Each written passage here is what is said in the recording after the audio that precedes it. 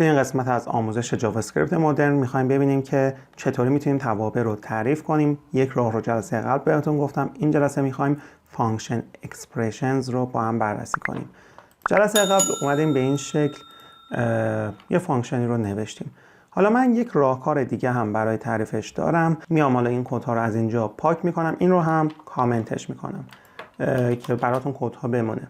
راهکار دوم اینه که من حالا بیام یک متغیری رو تعریف کنم، از کلمه کلیدی کانستنت استفاده میکنم و همون عبارت مثلا سی هلو رو اینجا می نویسم، یه علامت مساوی میذارم و دوباره کلمه فانکشن رو می نویسم، پارانتزم رو باز و بسته میکنم و اینجا میتونم اون کدهام رو قرار بدم، مثلا همین کدهای هلو و گود مورنینگ به این صورت.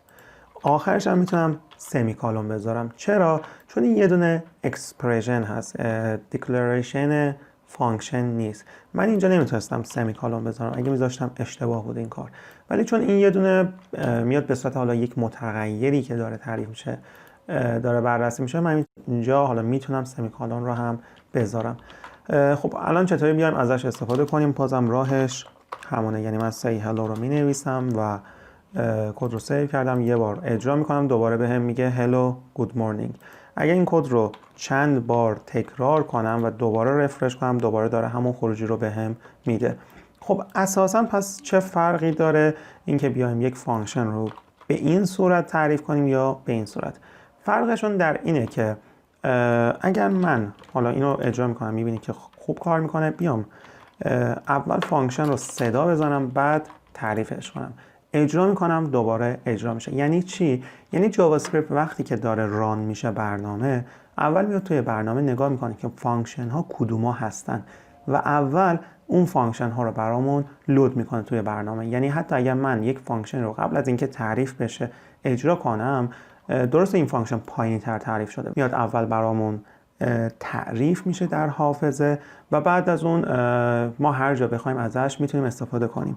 ولی این کار رو من برای فانکشن اکسپرشنز نمیتونم انجام بدم. یعنی اینجا میبینم که این کار داره به درستی انجام میشه، ولی اگر من بیام همین خط کد رو از اینجا کات کنم و اینجا قرار بدم و خب میبینیم که داره به این صورت برنامه برامون ارور میده.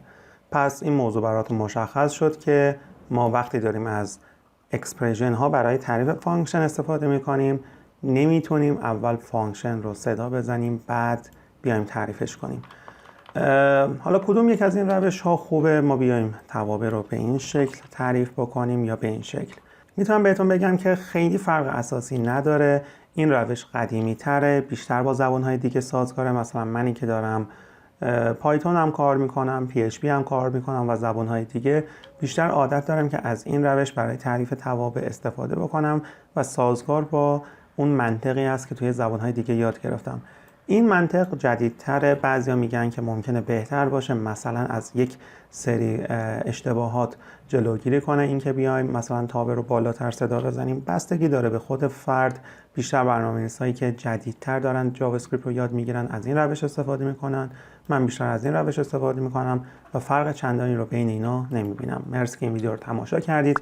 امیدوارم از آموزش خوشتون اومده باشه. که اگر اینطوری بوده حتما ویدیو رو در یوتیوب لایک کنید، کانال یوتیوب رو سابسکرایب کنید، برای زنگوله هم بزنید.